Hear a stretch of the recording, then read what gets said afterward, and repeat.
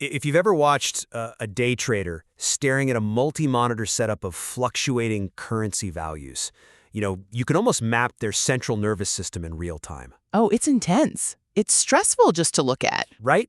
You watch the red and green numbers tick across the screen, and you can practically see their blood pressure rising and falling in perfect synchronization with the market. It really is a remarkable thing to observe. Like the external line moves up on a graph and their internal heart rate accelerates in their chest. It's this absolute visceral tether to a completely abstract concept of market value. Exactly. But then you take that exact same day trader, pull them away from the monitors, and put them in their backyard.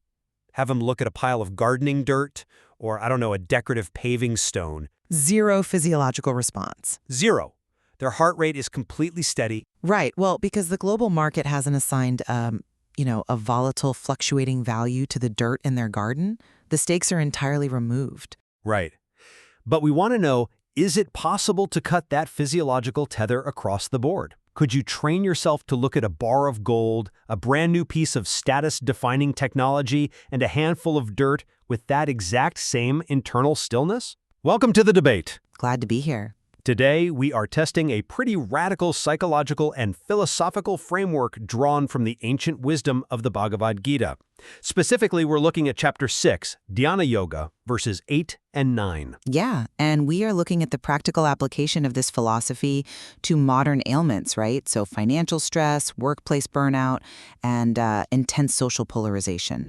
It's a huge topic, and I will argue that achieving an equal eye toward dirt, stone, and gold, and an equal mind toward friends and enemies is the most robust, practical defense mechanism we have against the anxiety of modern society. And I will argue that while this framework offers a very compelling vision of internal composure, attempting to maintain absolute internal equanimity while simultaneously enforcing real-world boundaries, well, it creates a cognitive dissonance that ultimately risks a dangerous kind of emotional flattening.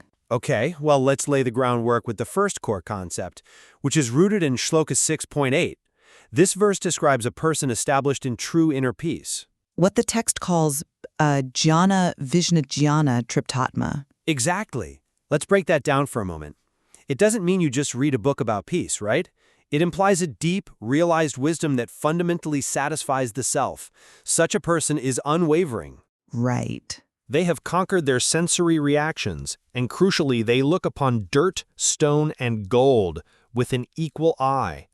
And I argue this is an absolute necessity for modern survival. A necessity? That's a strong word. It is. Because today's world constantly demands that you assign fluctuating value to everything.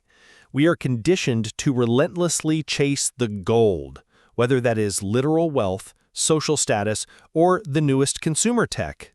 While dismissing the dirt or the stone, which represent the mundane. Exactly. And this creates a perpetually restless mind. The market value of things is always changing. So if your peace is tethered to those things, your peace is always compromised. Well, the appeal of that stability is undeniable, especially today. I mean, the text uses a very specific term here, kudos, which translates to being unwavering, steady like an anvil. An anvil, yeah. And in a world of constant notification pings, market crashes, algorithm-driven outrage, who wouldn't want a mind like an anvil? Exactly my point. But, and this is a big but, while neutralizing all external value sounds transcendent in theory, I question the practical feasibility of it when, the rent is due. Treating dirt, stone, and gold with an equal eye ignores a fundamental reality. Which is? Material hierarchies are not just illusions. They dictate survival, health, and progress in modern contexts.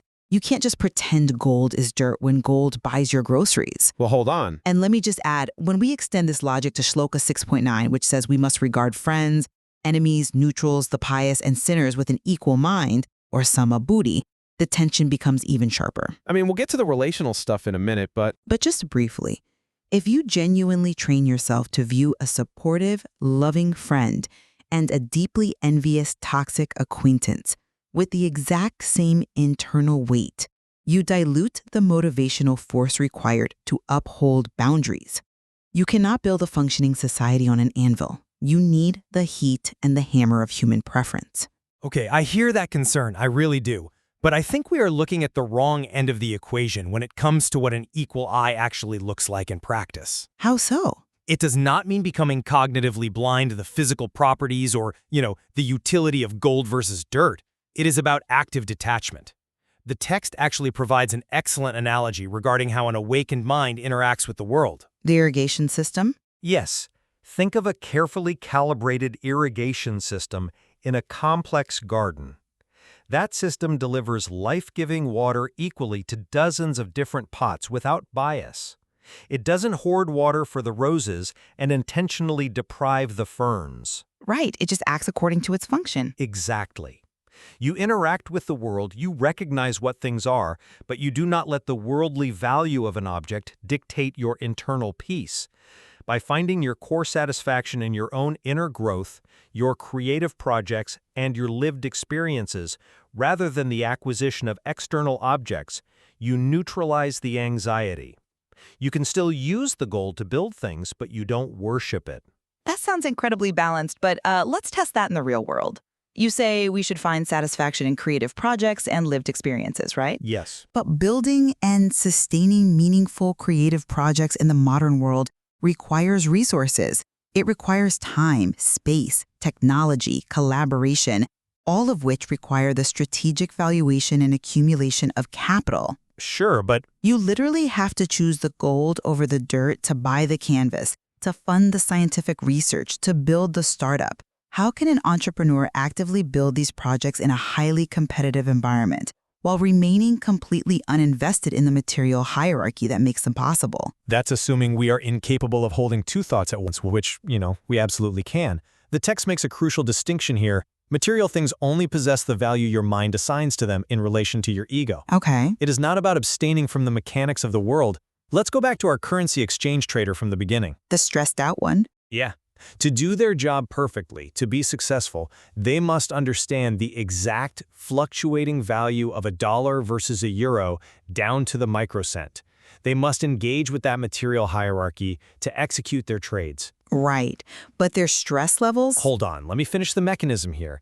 If they tie their personal self-worth, their ego, or their core happiness to those daily fluctuations, they will lose their mind. They will burn out in a year. True. The master trader deals in gold all day long. They understand its utility intimately, but internally, to protect their center, they treat it like dirt.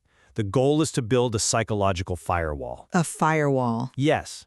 You utilize resources for your creative projects, but you ensure that the accumulation of those resources doesn't become the metric of your psychological success. You value the process of building the startup, not the valuation of the startup. Look, I understand the firewall concept, but I am highly skeptical that human beings are built to maintain it so cleanly. Why not? Because the currency trader might successfully convince themselves that their human worth isn't tied to the euro, but they certainly tie their stress levels to it because their livelihood depends on it. We don't have a perfect biological partition between the cognitive recognition of value and the emotional investment in that value. I think with practice you can get pretty close. But let's follow this trajectory because it's one thing to not cry over a lost smartphone or a dropping stock portfolio. It's entirely another to look at someone actively trying to sabotage your career and feel nothing. Ah, yes, the relational side. Exactly. This is where the stakes get infinitely higher. Verse 6.9 states, we must regard well-wishers, the envious, mediators, the pious, and sinners with an equal mind, sama buddhi. Yes, if verse 6.8 is about making peace with the material world, verse 6.9 is about making peace with the human world. But let's anchor this in the context of the source material itself. The Bhagavad Gita is embedded within the Mahabharata. Right. And for those less familiar, the Mahabharata isn't just a simple morality tale. It's a massive epic where the protagonists are forced into a devastating war against their own cousins, mentors, and elders who have aligned themselves with corruption and greed. It's the ultimate messy family dynamic on a catastrophic scale. Right. The text demands that you recognize the profound difference between righteousness and destructive behavior. So here is the contradiction. How can one recognize, combat, and teach the next generation about the deep flaws in society if they genuinely view the pious and the sinners equally. They aren't mutually exclusive. If you have an equal mind toward the person building a community and the person actively destroying it, aren't you essentially endorsing moral apathy? I don't believe so, because that misinterprets the how of an equal mind. Having an equal mind does not mean you lack boundaries, it does not mean you endorse bad behavior, and it certainly doesn't mean you allow yourself or others to be harmed. Then what does it mean? It means you change the psychological mechanism of how you respond. You stop allowing other people's character flaws to dictate your internal state. But how do you enforce a serious boundary without internal emotional weight? I mean, you need that fire. By operating from duty instead of reactivity. Let's walk through a specific modern scenario.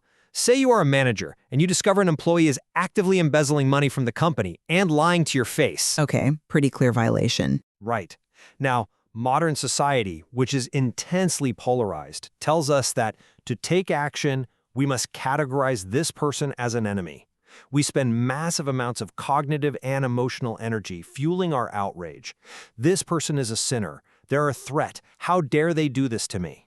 Well, they did do it to you. But that constant categorization breeds deep resentment and drains your energy.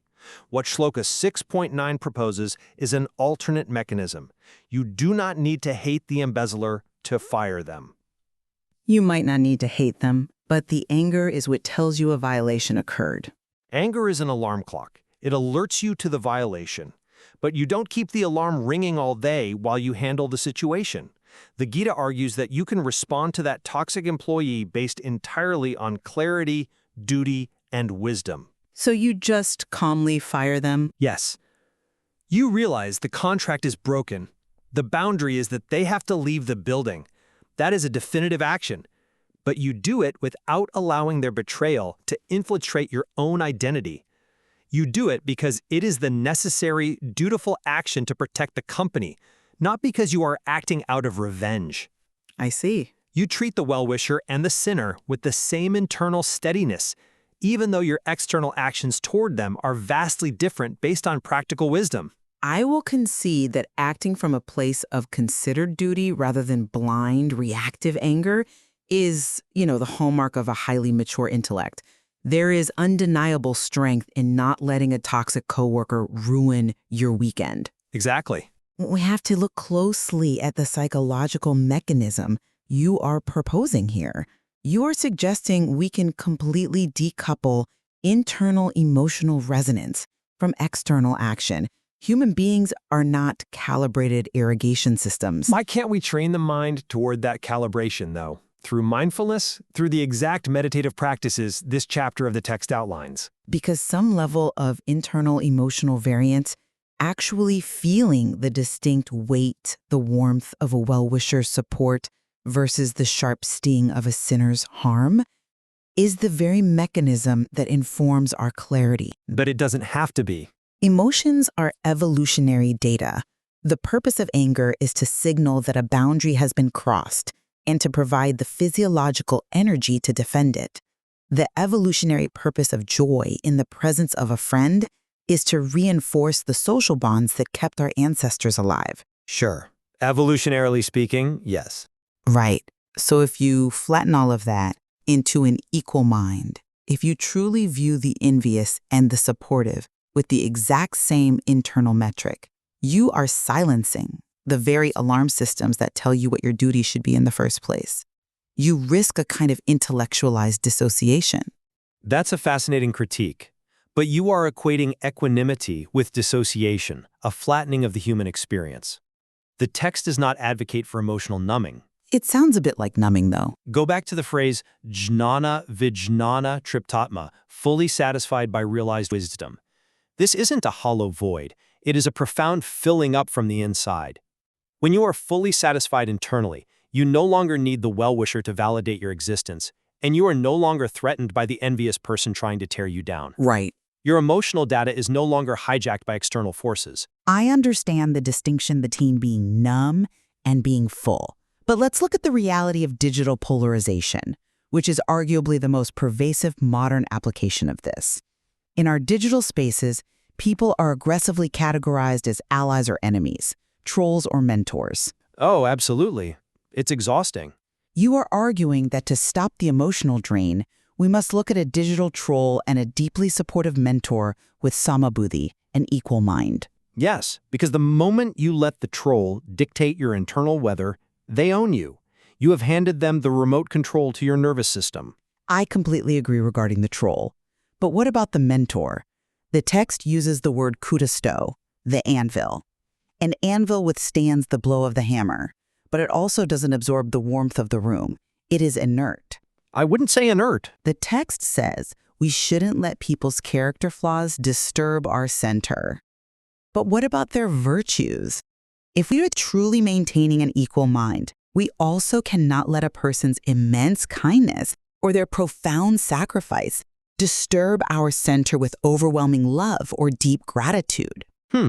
By protecting ourselves so aggressively from the drain of our enemies, we might be inadvertently walling ourselves off from the center-shifting, transformative impact of our well-wishers. Let's pull that apart, because I think it fundamentally misunderstands the nature of love and gratitude within this framework. An equal mind doesn't mean a lack of love. In fact, one could argue that true love is only possible when you possess samabuddhi. How does treating a mentor exactly like a troll equate to true love? Because it removes the transaction. Think about how we usually love people. If your love for a friend is based entirely on how much they support you, if it is transactional, fluctuating like the gold market we talked about, then the moment they fail you, the moment they slip into the category of flawed, your love shatters. Right. You become resentful. That is attachment, not love. You are loving them for how they make you feel. I mean, that is a tremendously high bar for human relationships. It is an incredibly high bar, but it is the bar for unshakable peace. By maintaining an equal mind, you become capable of loving people as they actually are, a complex mixture of righteous and flawed, just like the characters in the Mahabharata. Yeah, they are. Deeply flawed. You don't love them because they are currently serving your ego as a friend. You appreciate their existence exactly as you appreciate the existence of the dirt, the stone, and the gold. You see their intrinsic reality without overlaying your own fluctuating needs on top of them. So it's about seeing clearly. Exactly. This allows you to navigate polarized workplaces and divided communities, not with apathy, but with a profound compassion. You act according to duty, you set boundaries where necessary, but your internal landscape remains untouched by the chaos of other people's choices. It is a beautiful philosophical architecture, truly. But I keep returning to the cognitive paradox of asking a human being to live in that architecture. The day-to-day practice is tough. You are asking a person to engage in the deeply nuanced moral landscape of the real world, to understand exactly who is upholding righteousness and who is bringing destruction, while demanding they feel exactly the same way about both sides internally. Yes. I am not convinced that this doesn't lead to a state of emotional flattening when applied outside of a monastery. To use your currency trader analogy, if the trader truly deeply internalizes that the gold is just dirt, if there is zero internal heat, they might eventually stop bothering to make the trade at all. You think they'd lose motivation? Yes. If the stakes are purely external, the internal motivation to act, to protect, to build, and to deeply connect becomes dangerously fragile. I think that brings us to a natural place to summarize our perspectives, as we've hit the very core of this ancient tension. Agreed. My position remains that mastering both the equanimity of the material, as described in verse 6.8, and the relational equanimity of verse 6.9 provides the ultimate necessary antidote to the modern restless mind. We live in an era that aggressively monetizes our attention and weaponizes our social divisions. Oh, for sure. The algorithms are literally designed to keep our heart rate spiking. Exactly. By substituting the anxiety of fluctuating market values and polarized social camps with the steady stability of realized wisdom, we protect our internal center. We learn to interact with the gold without being corrupted by it, and we learn to fire the embezzler or set boundaries with a toxic relative without being poisoned by our own anger. And I maintain that while the ideal of the equal mind provides a fascinating and rigorously intellectual lens for self-reflection, it contains a profound paradox. the tension between viewing a sinner and a friend equally while still maintaining the distinct boundaries, passions, and duties required in complex, messy modern societies. Well, it remains fundamentally unresolved. It's a tension, for sure. I worry that in our attempt to escape the emotional drain of polarization, striving for this profound level of detachment might strip away the very emotional variance that guides our moral compass and gives human connection its essential meaning. It is a balance that clearly requires immense discipline to even attempt, let alone master. Engaging with these verses forces us to rigorously diagnose our own modern ailments, to look at our financial stress and our digital outrage and ask who or what is really holding the remote control to our internal state. Absolutely. There is so much more to explore in how these ancient texts interface with the mechanics of modern psychology. It forces us to ask very hard questions about what we value, why we value it, and what it costs us to care. And it leaves all of us with a lingering question the next time we interact with the world around us. Because tomorrow morning the markets will open, the line on the screen will start moving up and down, the red and green numbers will flash, They always do. and the people in your life will either meet your expectations or they will fail them. The question is, when you look at that screen, or when you look at the people in your life, will your heart rate spike with every single fluctuation? Or will you be able to look at the gold, look at the dirt, and finally find the stillness to just let them be what they are?